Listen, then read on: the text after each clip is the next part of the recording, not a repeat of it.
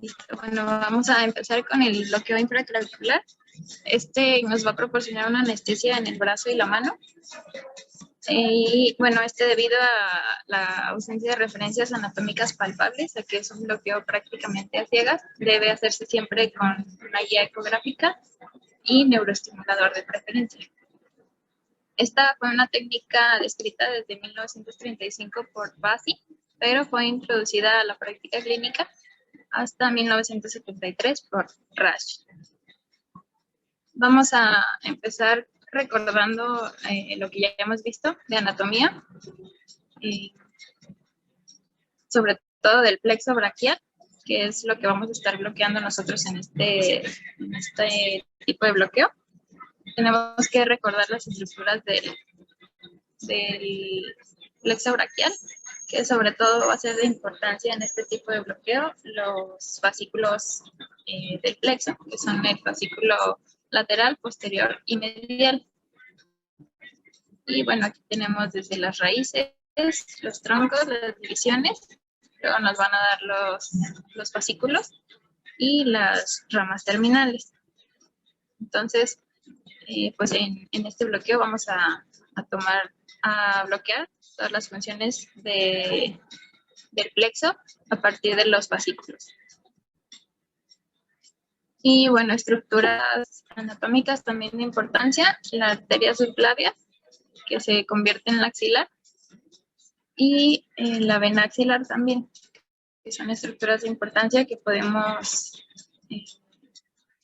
identificar a la hora de nosotros hacer el ultrasonido y que las vamos a ver ahí. Y recordando también, pues para saber qué vamos a bloquear, tenemos que saber qué función tiene cada uno de nuestros fascículos. El fascículo lateral nos va a dar inervación motora del pectoral mayor y del romboides mayor y menor y del elevador de la escápula. El fascículo posterior nos va a dar una inervación motora del deltoides y del redondo menor. El fascículo medial nos va a dar inervación sensitiva de la piel en el lado medial del brazo y del antebrazo.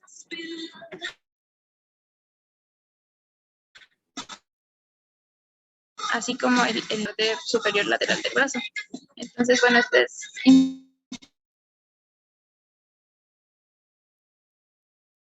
importante.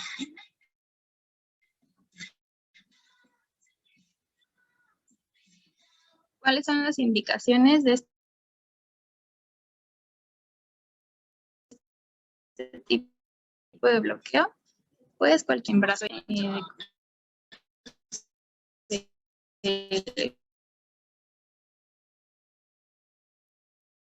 cualquier tipo, incluyendo una fístula de bloqueo que se produce a la altura de los fascículos.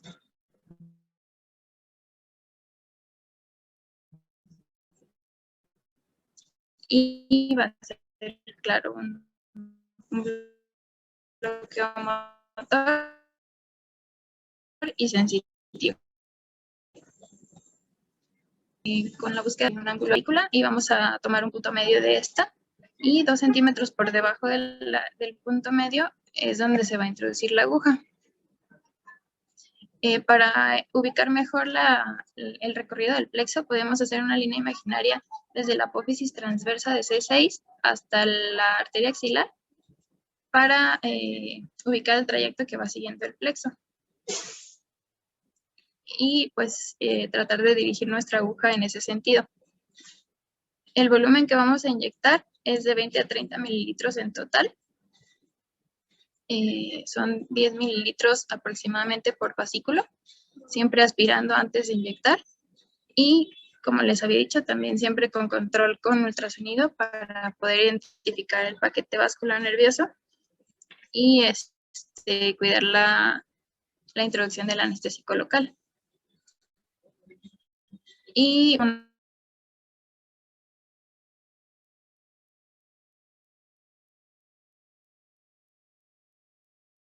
una respuesta.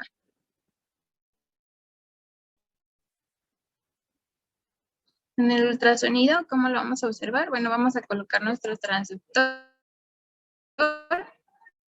arteria axilar y la vena axilar. Nuestros fascículos van a estar alrededor de la arteria axilar, que son estos que se ven aquí, el lateral, medial y posterior. Y bueno, aquí arriba se ve el pectoral mayor y menor. Y en el sentido donde está la línea roja, es en el sentido donde entraría nuestra aguja para la colocación del anestésico local. Como les decía, esta es la disposición que vamos a ver nosotros en el ultrasonido. Vamos a buscar los vasos, la vena y la arteria axilar, y alrededor de esta vamos a tener los cordones o fascículos. Y por cada uno de ellos vamos a inyectar 10 mililitros aproximadamente de anestésico local para bloquear. Y aquí tenemos otra imagen del ultrasonido, que es pues con la vena axilar, esta es la subclavia. Y la arteria subclavia, y alrededor en una imagen en panal de abeja se ven los. Y hablando de la neuroestimulación, tenemos que buscar una respuesta motora distal para saber qué estamos bloqueando y qué estamos llegando a cada uno de los cordones. En el cordón lateral y medial, la respuesta motora que vamos a tener cuando pongamos de 0.8 a 1 miliamperes, vamos a tener una contracción de la mano, se van a doblar los dedos. Y con el cordón posterior va a ser de manera contraria, se va a extender la mano. Y a la hora de nosotros inyectar el anestésico, esta respuesta motora se debe inhibir.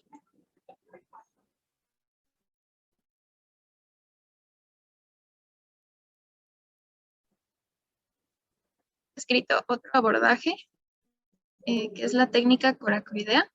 En esta se va a tomar como referencia la anatómica la apófisis coracoides, y una vez que la toquemos, vamos a tomar de medida 2 centímetros hacia medial y hacia caudal de la apófisis coracoides, y ahí va a ser nuestro sitio de inserción de la aguja. Igual tiene que ser guiada con ultrasonido, y nada más que con esta técnica se corre el riesgo de que no se bloquee el nervio musculocutáneo y se pierde una de las ventajas que tiene esta técnica sobre el bloqueo axilar. También, bueno, esta técnica fue descrita por Weffler en 1981, y al paciente lo vamos a colocar en una posición un poco diferente, que sería con el brazo en abducción y el hombro hacia abajo. Y la longitud de aguja que deberíamos introducir en esta técnica sería de aproximadamente 4 centímetros, de 3.8 a 4.8. Y igual, en esta técnica se va a buscar las mismas estructuras anatómicas y pues bloquear cada uno de los fascículos una vez que se encuentren. ¿Qué anestésicos vamos a utilizar? Bueno, depende de la duración que necesitemos para el procedimiento. Podemos utilizar de corta, intermedia o de prolongada duración. Lo que más vamos a ver que se utiliza es la bupivacaína al 0.25 o al 0.5% y la ropivacaína al 0.5%. Y como les decía, se debe introducir el anestésico local de manera fraccionada, siempre aspirando antes de introducirlo. Al final les voy a poner también un video de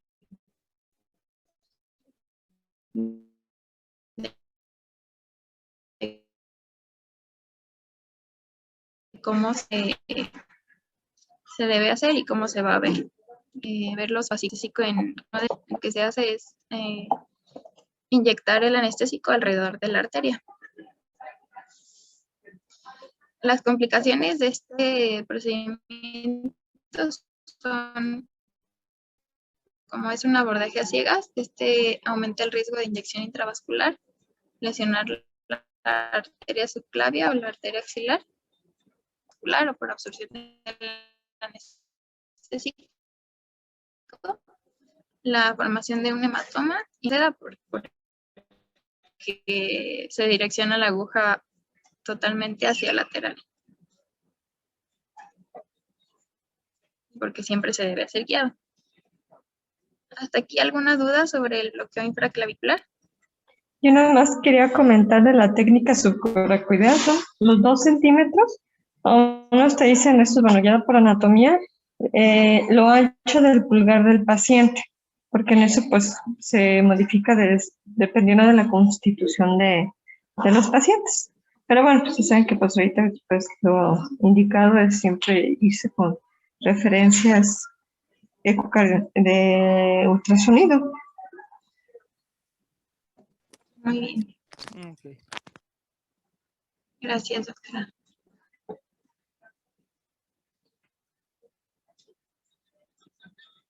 Y bueno, entonces continuamos con el bloqueo de pectorales. Este bloqueo es uno de los más nuevos que se han descrito. Fue descrito en 2011 por primera vez por el doctor Blanco. Va a ser un bloqueo del plano interfacial que proporciona analgesia y anestesia a la parte anterior del tórax con el objetivo de evitar las complicaciones del bloqueo paravertebral y de los bloqueos neuroaxiales. En cuanto a la anatomía que debemos recordar para este tipo de bloqueo, tenemos que conocer la anatomía del pectoral mayor, dónde se ubica y de dónde y hasta dónde va. Lo podemos ver aquí en la imagen, el pectoral menor y del serrato anterior. Así como su inervación, bueno, el pectoral mayor está inervado por el pectoral lateral, que nace del fascículo lateral del plexo braquial, originado en C5 y C6. El pectoral menor es inervado por el pectoral en sus raíces, inervado por el nervio torácico largo. Aquí podemos ver la inervación de cada uno. Y acá atrás vemos el nervio torácico largo. Estructuras anatómicas de importancia. La arteria, que es la arteria toracoacromial, y es la que va a ser de importancia en este tipo de bloqueo porque es la que se opciona.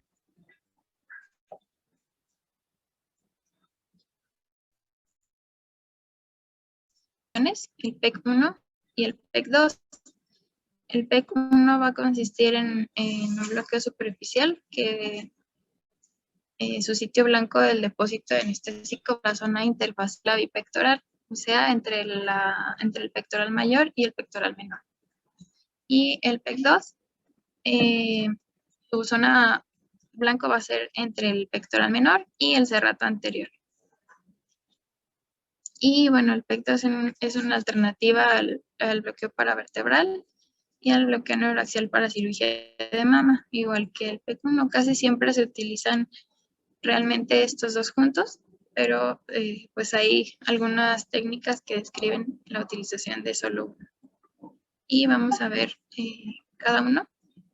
El PEC1, sus indicaciones son para analgesia en diferentes situaciones donde se va a manipular la región anterior del tórax, como pueden ser la colocación de expansores, prótesis subpectorales, en caso de traumatismos torácicos, disecciones pectorales iatrogénicas, la colocación de un portacal o drenajes torácicos. ¿Cuál es la técnica a utilizar? Vamos a colocar al paciente en decúbito supino con su brazo en abducción y flexión del codo a 90 grados. Vamos a hacer, como en todos, asepsia y antisepsia. Y vamos a colocar el transductor en eje transversal a nivel de T2 o T3. Y vamos a dirigirlo de proximal medial hacia distal y lateral, en forma oblicua, alejándonos de la clavícula. Con el ultrasonido vamos a identificar los músculos pectoral mayor y menor, y entre ellos la fascia clavipectoral. La aguja, a la hora de introducirla, la vamos a hacer dirigida hacia el plano facial entre los músculos, y se van a administrar 10 mililitros de solución anestésica. También se puede calcular con una dosis de 0.3 mililitros por kilo, y se pueden utilizar estos medicamentos, que sería la levobupivacaína al 0.25%, bupivacaína al 0.25% o ropivacaína al 0.2%.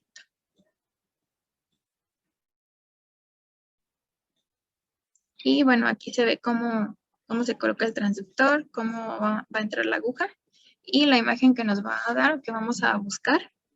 Vamos a buscar en el pectoral mayor y debajo del pectoral menor. Aquí tenemos la fascia, y ahí es donde vamos a inyectar el anestésico, y vamos a buscar que con la solución hacer una disección de la fascia.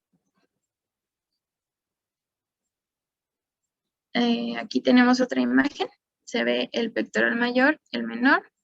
Ahí se alcanza a ver la arteria que les mencioné hace un momento, la rama de la arteria cromiotorácica. Y bueno, aquí en la línea punteada se marca el sitio de donde se va a inyectar el anestésico. Las complicaciones de este procedimiento pueden ser una inyección intravascular, la punción pleural, dolor o infección en el lugar de la punción, dislocación del catéter o una técnica fallida que no nos esté bloqueando lo que nosotros buscamos.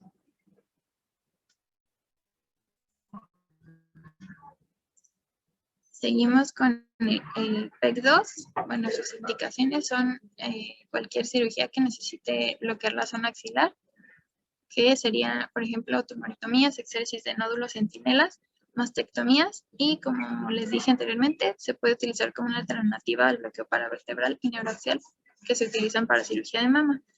También se puede utilizar como técnica de analgesia posterior a estas cirugías, o de rescate en caso de bloqueos incompletos.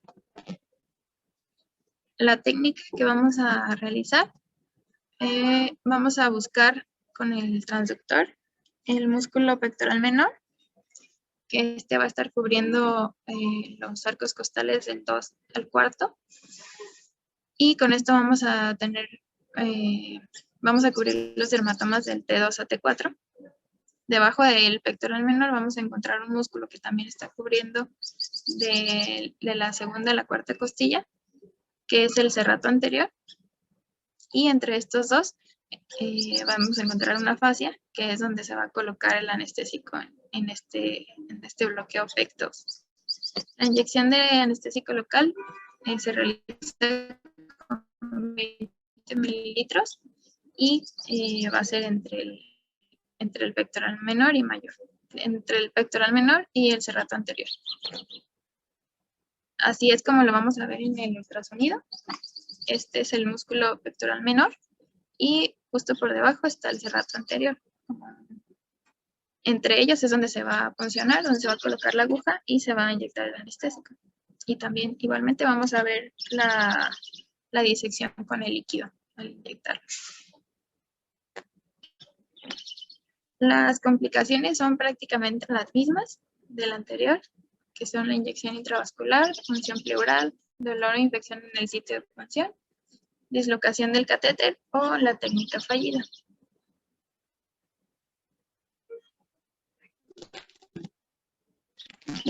Y para que quede un poquito más claro, les puse unos videos que están cortitos. Este sería del infraclavicular.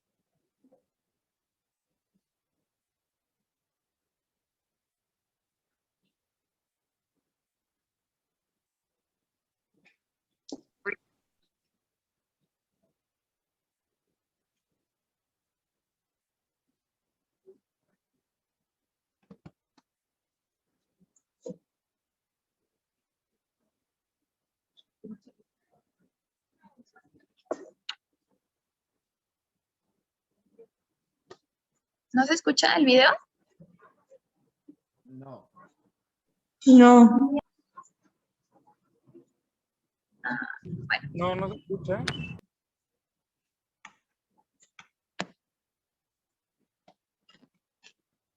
¿No? No. Bueno, se los explico entonces.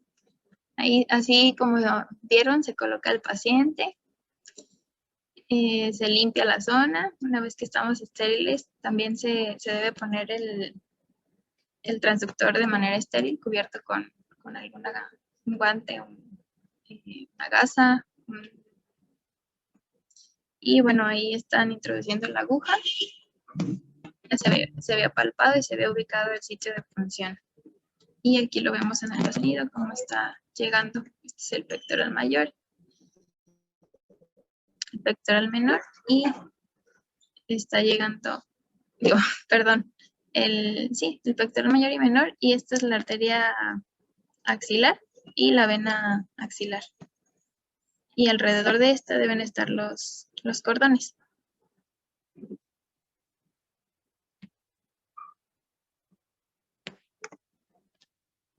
Y el anestésico pues nada más se busca inyectarlo alrededor de la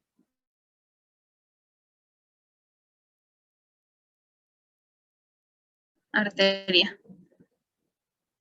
Y dice también que se debe hacer de manera lenta la inyección del anestésico porque puede ser muy molesto para el paciente.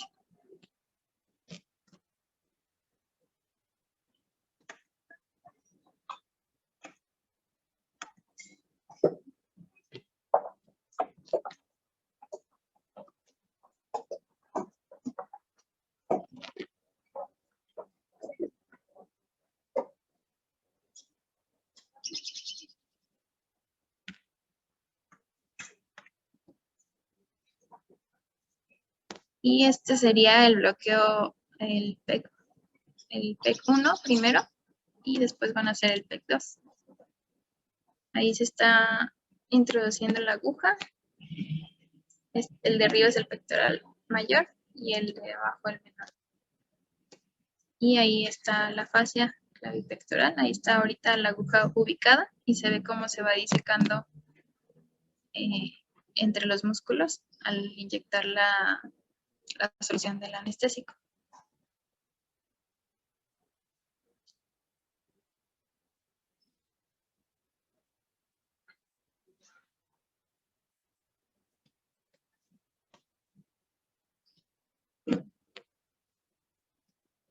Y ahora van a hacer el PEC 2. Está introduciendo más la aguja. Y este de abajo que ve ahí como en forma de triangulito, cerrato. Y entre el pectoral menor y el cerrato es donde se inyecta el anestésico. Ahí se ve la disección, cómo se está haciendo con la inyección. Y ese sería el PEC 2.